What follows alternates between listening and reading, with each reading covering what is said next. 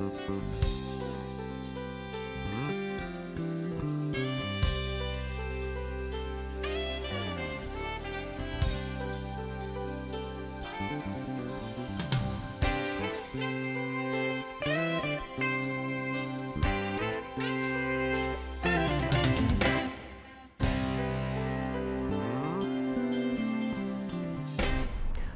to Pet Pals. I'm Dee Dee and this is Randy, and we are here at Frederick County Animal Control and Pet Adoption Center on Rosemont Avenue, and we are going to bring you some adoptable pets for you to either fall in love with and take home to your family or share with other people who might be looking. Our first guest is Boo, and Boo is a Peekapoo, and he was purchased on purpose from I believe it was a pet store, but I would have to check that for sure. And he looks like everybody's dream dog. He's pretty quiet. He's absolutely beautiful. He's only a year old, and we've neutered him, so he is ready to go to a new home. But every dog, no matter how cute, is an individual.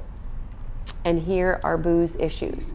The first person who came to adopt him wanted a puppy to be a companion for her 4-month-old puppy, and Boo was not having it. He's too shy, he doesn't want to be jumped on, he does not want to roughhouse. So the people who originally adopted him said he was too much work. So we need to find a family for him that's somewhere in the middle. Someone that doesn't think a young dog is too much work and will house train and be with him, but somebody who does not need him to be all doggy all the time, because he's more of a purse dog. He wants to be carried around on a pillow and have things brought to him. And then one more thing that his ideal family will have is the financial resources to get him professionally groomed, or the wherewithal to learn how to groom him themselves. It's not hard. I've had a long-haired spaniel before, and I learned how to groom her. I will tell you, the first time I did it, she looked very silly. And then over the 12 years of her life, I got very good at it, and she became very easy to groom, and I didn't have to pay someone to do it. But those are the things you need to think about when you want to get a dog: what kind of coat they have, what's their energy level, and what is their training background, to make sure they fit with you. Because it's too easy to see this little guy and say, he's perfect in every way, I want him, without thinking about the details. Does he really match you? Because you're going to be meeting plenty of dogs on this episode. There's always a match for everyone interested in getting a dog. You just might not be able to tell by their outside which one they're going to be. Our next guest is Barney, and Barney is a 6 to 8-year-old typical beagle. He is in great physical shape, and he came to us as a stray. And we weren't able to find his owners, so a family that had 3 acres fenced in took him home. What could be more perfect for a beagle? And they said he was a wonderful dog, but they did not want to house train him. They had expected that he would just not go to the bathroom in their house, with a little encouragement from them and with access to 3 acres. So the issue for Barney is almost all adult dogs can be house trained in about 3 days. But here's what it takes. You need to keep him on a leash like this in the house. And when you're not able to, such as when you're sleeping or cooking dinner or something like that, then he needs to be confined. And that can either be to a dog pen outside if you have proper shelter and supervision for that, or it can be to a crate inside. But what you have to do is put him in the crate 10 times a day for no reason, so he's not afraid of it. And then by having him with you all the time, you can reprimand him for urinating or defecating in the house, and then take him outside while he still has to go. Then when you're outside, you give him treats for performing outside, and that makes him want 2 things. It makes him want to save it up until he can be outside where there's food to be had, and number 2, it makes him tell you. It makes him tell you when he wants to go outside, so that then you can teach him how to ask you to go out.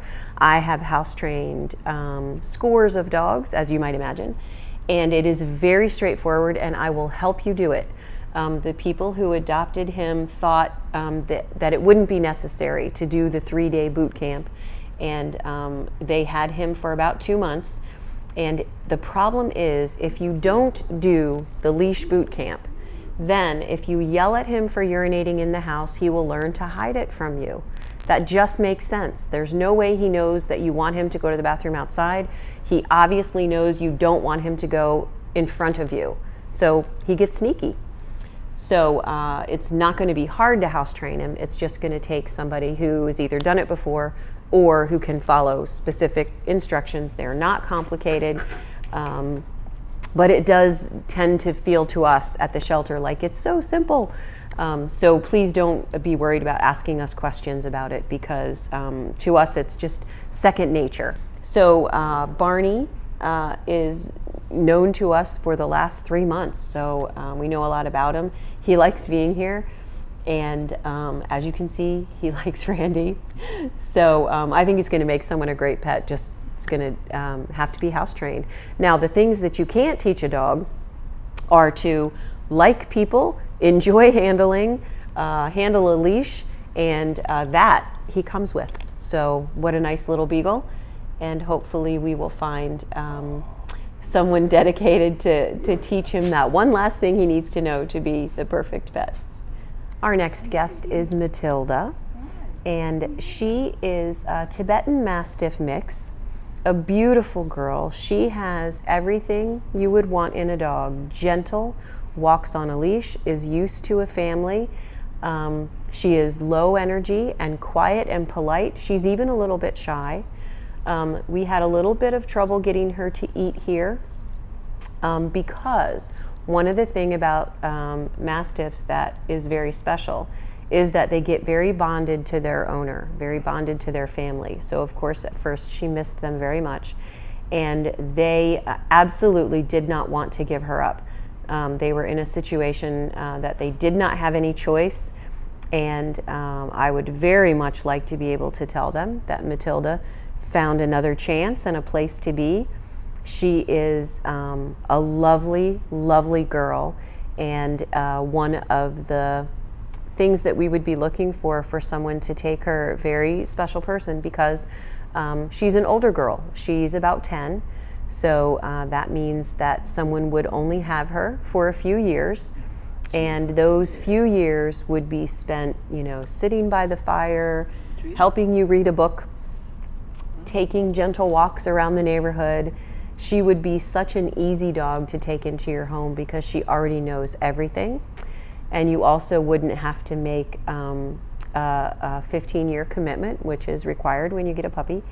So if she interests you, or you can see how beautiful she is, then maybe you'll come in and give her a chance. Or maybe you know somebody who needs a dog that will make them feel safe without actually being rambunctious or forward with strangers. So she would be a very nice walking companion, because she sure would, you know, make you feel like you had somebody looking out for you, which she would do. So if you think that Matilda might be right for you, please come and meet her. But if you think you know someone who likes Tibetan Mastiffs, or who wants a big dog without the big energy, then please pass her picture around, or either her Pet Finder profile. She's looking at something at the window. Or put her on social networking so people know she's here. There are purebred rescues that take Tibetan Mastiffs, but unfortunately she's only 3/4 Tibetan Mastiff, so that is not an option for her either. And hopefully we can help out this family, and of course help out Matilda by finding her a place to retire and be the good girl that she is. You're a good girl. You're a good girl. Our next guest is Coco, and Coco is a 1-year-old Silky Terrier, and he was purchased by a couple that were empty nesters, and they realized, wow, they're just not ready to start over with a baby. So they gave him to their daughter, and she is very busy with her own family and just did not have time to be raising a puppy. So one of the things about puppies offered in pet stores that is bad for us, for shelters, is the impulse buy.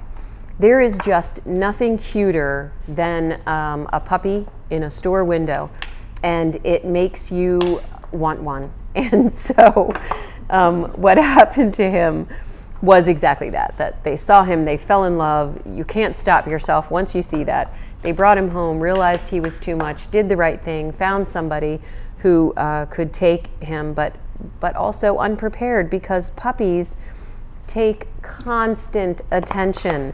He wants to do stuff every minute of every day, and if you are not there to do it with him, he will do it by himself. And without supervision, sometimes puppies can get into trouble by doing things where they can either hurt themselves or hurt your belongings. So this little dog is going to make someone a really great pet. Silky Terriers are sometimes called hypoallergenic, and before I use that term loosely, I should tell you that there is no hypoallergenic dog. If you are sensitive to dog dander, even a hairless dog will still trigger your allergies. It's just that because their dander sticks to their hair, and dogs who shed a lot drop more hair in the environment, it can be more aggravating to get a short-haired dog for people who are allergic to dogs. There's nothing in the So some people find that silky-haired dogs or curly-haired dogs are easier to manage if they have minor allergies. If you are allergic to dogs, I certainly wouldn't recommend getting one, but at least talk to your doctor about ways that you can make it better for yourself, either by getting allergy shots or changing the environment. So if you are up for the challenge of a puppy, then please let us know. We get about 300 a year, and we would be happy to help you find the right one. And if we don't have the right one, we can, with the help of Catoctin Kennel Club here in the area, help you find the right breed and the right breeder for you. We are back with Quimby, and Quimby is a chocolate-colored Chihuahua. He is a little boy who is in our foster care program. And the reason that he's in our foster care program is because when you try to trim his nails, he will be naughty. Now, a lot of you out there have dogs that are just that way. When they go to the vet, they're not very nice to the vet, but they're wonderful to their own families. So we're looking for a special home for Quimby, especially one without small children, because it's very likely that small children will reach for a dog's feet or try to pick him up, and that might be hard on Quimby until he trusts you and is better trained. And it's a common problem with Chihuahuas. And the reason is not because the breed has any special behavior problem, but it's because people let them get away with it. They can't really hurt you because they're small, and so people think it's funny if they're feisty, so they don't really stay on top of that. So the foster home that Quimby is in with Ruth has lots of other dogs. There are kids around, there are adults around, lots of people in and out. So he's had lots of experience, and Ruth says he's going to make someone a really great dog, but you probably will need your vet's help to cut his nails, unless you're an expert. If you're a groomer or a vet tech, then you can do it. Ruth can do it. But it is something to know. And one of the things that we can do as a shelter is that in years gone by, a dog like Quimby would not be offered for adoption because he will snap at people who try to cut his nails. But as shelters are able to save more animals and have less animals coming in, and more dog savvy owners out there, it's a little bit easier for us to take the special cases that certainly deserve to live and deserve to have a life, and work with them and try to make them more adoptable, and to try to find the right person who is a match for them so that they do not end up euthanized in a shelter. The reason that he is in foster care is because we think it would make him worse to be on our adoption floor and have strangers asking to see him and picking him up. And we want him to go through his training with Ruth to understand that handling isn't dangerous. We're going to be back after a short break with some more adoptable animals at Frederick County Animal Control and Pet Adoption Center. You did a great job, Quimby.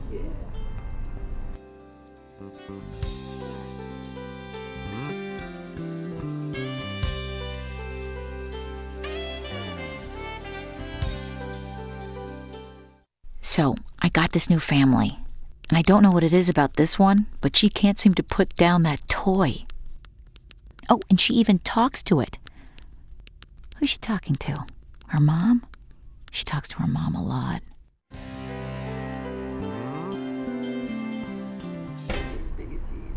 Welcome back. We have some adoptable cats for you to view at Frederick County Animal Control and Pet Adoption Center on Rosemont Avenue. And our first cat of this episode is named Kathy, and her brother's name is Bill. So Bill and Kathy are available for playing bridge, dinner dates. Maybe you could do a progressive dinner. And they are quite the couple. They don't have to be adopted together, though. Sometimes when people want to get more than one cat, they do want to adopt litter mates, and you don't need to do that because... You can change your name, can't you? Yes, and Randy's saying, and you can change their names. Bill and Kathy, I actually love their names, because can you imagine, being out to dinner with friends and saying, we have to go home and check on Bill and Kathy? But in any case, they were named in their foster care home, and our foster homes have so many kittens over the course of a foster season that they have to think up new names for each litter. And some people do movie themes or cartoon themes or literary themes. We had for a while this summer, all of the classical composers were here. So Bill and Kathy were easily named when they arrived in their foster home. And because they were in a foster home with dogs and other animals, they're going to make great pets for somebody. In addition to that, Kathy is really cute. Her face is almost Burmese looking. Cats have a variety of head shapes, from very long Siamese Oriental appearance to the extremely short-nosed Persian and Himalayan look. And Kathy tends more towards the short nose, so she has a very round kitteny look, but I think she's going to maintain that through her adulthood. And these kittens make really great pets because of the foster program, things that they were exposed to. If you have been waiting for kittens, now is the time. A lot of times people think they're going to get a kitten at Christmas, and I can tell you there won't be any left. Kittens are born in April. They're ready to adopt starting in July. And then there's another batch born in July that are ready to adopt in the fall. And these kittens are here now. We have 60 foster homes that are bursting at the seams with all of the kittens. So if you've been waiting, come on down. We have plenty. And we're going to introduce you to another one in just a minute. We are back with Orange Juice. And Orange Juice is a male kitten that we found as a stray. He was born in June, and he is just old enough that we've gone ahead and given him his rabies vaccine, which we normally have you get at your veterinarian so that you can start the relationship with your new pet's doctor. But OJ went to an off-site event, and if they are old enough to get a rabies shot, then our veterinarian, Dr. Thomas, will give them that before we take them out and about. And that means that when you adopt Orange Juice, we still want you to take him to the veterinarian within a few days of adoption to make sure that your vet gets to know him healthy and gives him a once-over for you. But you won't have to get the rabies shot right away, because his rabies shot will be good for 1 year. And it also means that his first visit to your veterinarian will be pretty simple. Your vet will just take him out, give him a once-over, no shots, no big deal. And that is helpful for kittens too, because they're smart and they remember when they go to the veterinarian. If it's scary at all, then they start to avoid getting in their carrier, they start to avoid car rides. So one of the things you can do with a young kitten like Orange Juice is keep the carrier out for them to play in, and consider putting them in the car once in a while, a couple times a year, for no reason. So they don't associate the only time they get in the car is to go to the vet, and the only time they get in the carrier is to go to the car. Then you have a cat like my sister's, who if you even bump his carrier with your foot in the coat closet, you will not see him for 24 hours. So it is important to let cats know that these things do not have to be foreboding of the future. So orange juice is available now. As you can see, we will neuter him and microchip him in addition to the shots he's already received, and he'll be ready to go. But I wanted to make sure that everyone out there knows we have kittens now. And while we get 1,200 kittens between April and October, they all run through the shelter in a few short months. So if you have been waiting, now is the time to come in. This is Twilight, and Twilight is a 1 or 2 year old female cat that came to us as a stray. And because she willingly approaches people and is friendly, we know that she probably was someone's pet, or at least belonged to a mother cat that was being cared for by people. So she is a beautiful gray and white short hair, and she is a little nervous about being on TV, which I'm sure some of you can sympathize with. So Randy is using all the skills he has to make her comfortable. She would be, knowing that she's nervous means she might be more comfortable if she didn't have to sit on someone's lap. So he's giving her that option and trying to still keep her within the camera frame.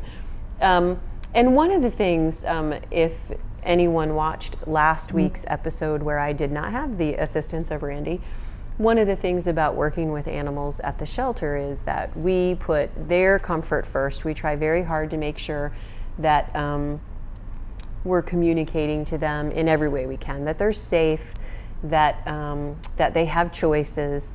But in order to bring them to you so that you can see all of the cats and dogs and other animals we have available, sometimes we do have to ask them to do something that's a little hard.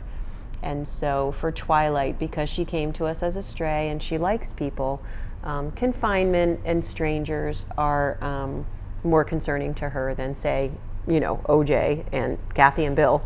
So we make the best of it for her so that you can see how pretty she is and see what a great outgoing cat she is, and then perhaps we will find the perfect match for her. Because for kitties like Twilight, it's not easy to live in the animal shelter, even for a brief time. She certainly does like being in her cage where she controls everything, but every day they have to be taken out, and every day strangers come and poke fingers in the cage and try to get them to interact. So now she looks quite relaxed. She's closing her eyes for Randy and stretching out her feet, so she feels a lot better even just in this short amount of time. So if you think that Twilight would make a good match for you or someone that you know, and as with all of our cats, they don't care if you change their name, and we can tell you how to get them used to their new name. But sometimes a cat's name can help somebody to connect with them, get some interest in them, to come in and meet them. And even if you come in to meet Twilight and then she's not the one, there could be a cat right next to her or a kitten in another cage that you realize is the cat you were meant to come and find. So we're just trying to get you in the door. We are back with a cat with 2 names. His name is Bear, and his name is also Harry. And I do not know the full story about how he got 2 names, but oftentimes that happens because cats can have 2 families. When someone feeds a stray cat, they often assume he has a family somewhere and that he'll go home to them.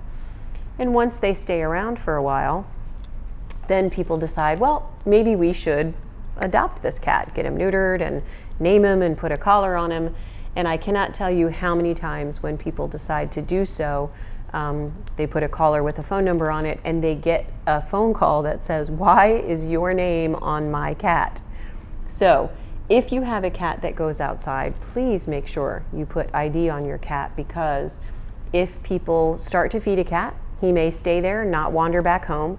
And if they're not able to find you, then they bring the cat here.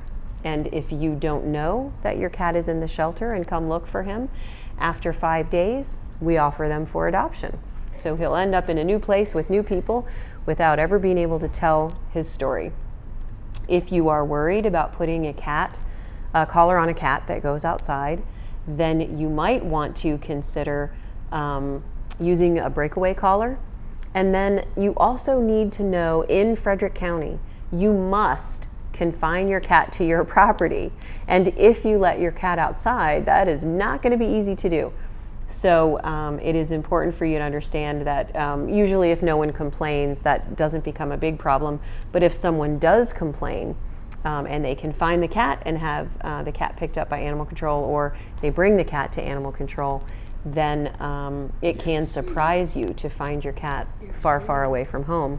Bear Harry is available. He is about a year old, and he is a male, and he came to us because he was being cared by someone who didn't have a home of her own. So she wasn't able to keep him long term, and that means that he's used to people and has had a good background using a litter box and living with other cats and other pets. So he's going to make someone a great pet. As you can see, I think he's already latched on to Randy. Yeah, let go. We are back with Peyton, and Peyton came to us as a stray. And sometimes when stray cats come in, they hide from us and they are very nervous about being in the shelter. But Peyton popped out of her little hidey box and said, "Hello, shelter people." So I can't say for sure that she was born in someone's home or was a beloved pet, because she's only a year old, but she clearly is used to people and has been cared for by people. So we spayed her, and our kennel manager took her home and said that she is quiet and resilient and just a lovely, gentle, tiny little cat. So she's going to make someone a wonderful pet and is now available for adoption. One of the things that is hard for us at the shelter is that a lot of cats that come in as stray have been through a lot and maybe even scared by people, so they don't warm up to us right away. But when they do, it's a real sign that they have something to offer us as pets. And then we have people like Linda, our kennel manager, and earlier when you met Quimby, Ruth, one of our animal care technicians, who go that extra mile and take animals into their home to fully evaluate who they are and what they need so that we can do the best for them. And it is definitely a gratifying part of working in a shelter, getting to meet all these unique individuals. And definitely one of the things that tugs at our heartstrings is we cannot take them all home ourselves. We know very well how many animals we can individually care for and afford to provide for. So then we take all the other wonderful ones and ask you to open your home and heart and see if you have room for one more. And certainly we understand if you don't. Believe me, we understand. So we really appreciate you sharing this episode of Pet Pals, or pictures or information about our adoptable animals or our shelter activities, because whatever you do that helps us get the word out helps our adoptions increase, and in some cases helps our admissions reduce by letting people know how to solve pet problems and how to get services and help for a pet they might be able to keep if they only knew how to solve some of the problems that we at the shelter take for granted and think are easy to fix. Just ask us. We can help you with house training, litter training, scratch training, dogs coming when called, leaving dogs home alone, anything that is causing you concern. We've probably solved it scores of times and would be happy to give you any ideas, or in tough cases, refer you to a trainer who has expertise and can help you keep your pet so they don't have to come here. And if you don't have a pet, well, you know where to come. Thanks for joining us on Pet Pals, and we will see you next time.